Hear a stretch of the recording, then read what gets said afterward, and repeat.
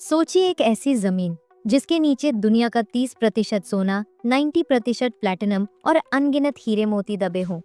एक ऐसी जमीन जहां दुनिया के सबसे अमीर इंसान मनसा मूसा ने राज किया था, जिसकी दौलत आज के एलन मस्क और जेफ बेजो की कुल दौलत से भी ज्यादा थी।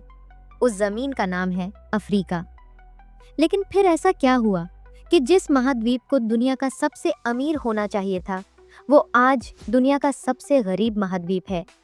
क्या ये कोई श्राप है, या इसके पीछे एक ऐसी कड़वी सच्चाई छिपी है जिसे दुनिया की बड़ी ताकतें आज भी हमसे छुपाती हैं? आज हम समय के पन्नों को पलटेंगे और उस साजिश और लालच की कहानी को जानेंगे जिसने सोने की चिड़िया कहे जाने वाले अफ्रीका को कंगाल बना दिया। अफ्रीका की बर्बादी की कहानी शुरू होती है 15वीं सदी में, जब यूरोप के खोजकर्ता पहली बार अफ्रीका के तटों पर पहुंचे। शुरू में वो मसालों और सोने के व्यापार के लिए आए थे, लेकिन जल्द ही उन्हें एक ज्यादा कीमती चीज मिल गई, इंसान। अगले 400 सालों तक यूरोप के देशों ने अफ्रीका से करोड़ों लोगों को जानवरों की तरह पकड़कर अमेरिका और यूरोप के बाजारों में बेच दिया। ये मानव इतिहास का सबसे बड़ा और सबसे क्रूर व्यापार था। इस स्लेव ट्रेड ने अफ्रीका को सिर्फ आर्थिक रूप से ही नहीं, बल्कि सामाजिक रूप से भी तोड़कर रख दिया।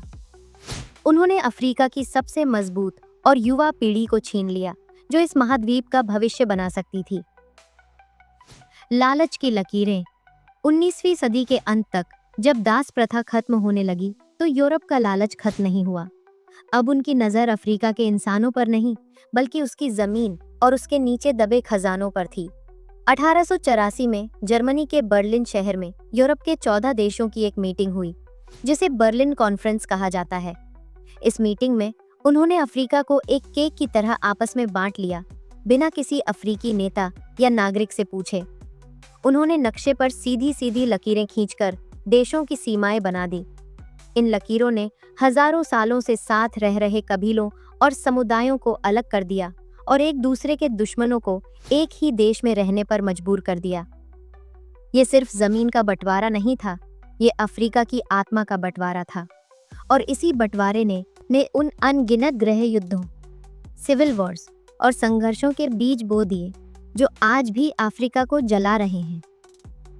20वीं सदी के मध्य में जब अफ्रीकी देशों को एक एक करके आज़ादी मिलने लगी, तो लगा कि अब सब ठीक हो जाएगा।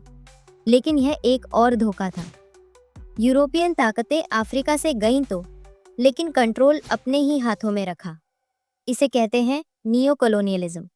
उन्होंने अफ्रीका में ऐसी भ्रष्ट सरकारें और तानाशाह बिठा दिए, जो अपने ही लोगों को लूटकर सारा कच्चा माल, जैसे तेल, हीरे, कोबाल्ट, कौड़ियों के दाम पर विदेशी कंपनियों को बेचते रहे। इन कंपनियों ने अफ्रीका के संसाधनों को निकाला, उसे यूरोप में प्रोसेस किया और फिर उसी से बना महंगा सामान वापस अफ्रीका को ही बेच दिया। अफ्रीका आज भी सिर्फ एक सप्लायर बनकर रह गया है, मैन्युफैक्चरर नहीं। उसके पास दुनिया का सबसे ज्यादा कोबाल्ट है, जो हर स्मार्टफोन की बैटरी में इस्तेमाल होता है, लेकिन अफ्रीका खुद स्मार्टफोन नहीं बनाता। ये एक ऐसा जाल है जिससे निकलना लगभग नामुमकिन है। वो श्राप जिसका नाम है संसाधन। अर्थशास्त्र में एक थियरी है जिसे रिसोर्स कर्स, यानी संसाधनों का श्राप कहा जाता है। इसका मतलब है कि जिन देशों के पास प्राकृतिक संसाधन बहुत ज्यादा होते हैं, वो अक्सर गरीब और अस्थिर रह जाते हैं। ऐसा इसलिए होता है क्योंकि इन संसाधनों पर कब्जा करने के लिए देश में गृह युद्ध छिड़ जाते हैं, सरकारें भ्रष्ट हो जाती हैं और वो देश की शिक्षा, स्वास्थ्य या इंडस्ट्री पर ध्यान देने के बजाय सिर्फ खदानों से पैसा कमाने में लग जाती हैं। अफ्रीका इसी रिसोर्स कर्स का सबसे बड़ा शिकार है। जो खजाना उसकी ताकत होना चाहिए था, वही उसकी सबसे बड़ी कमजोरी बन गया। उम्मीद की एक किरण। तो अफ्रीका की गरीबी का कारण कोई एक चीज नहीं है। ये सदियों के शोषण, लालच और बाहरी ताकतों की साजिशों का नतीजा है।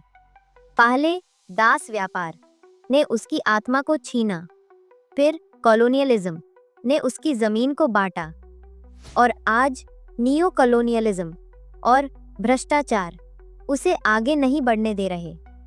लेकिन इन सब के बावजूद अफ्रीका आज भी लड़ रहा है। वहां एक नई पीढ़ी जन्म ले रही है, जो पढ़ी लिखी है, जागरूक है और अपनी किस्मत को अपने हाथों में लेना चाहती है।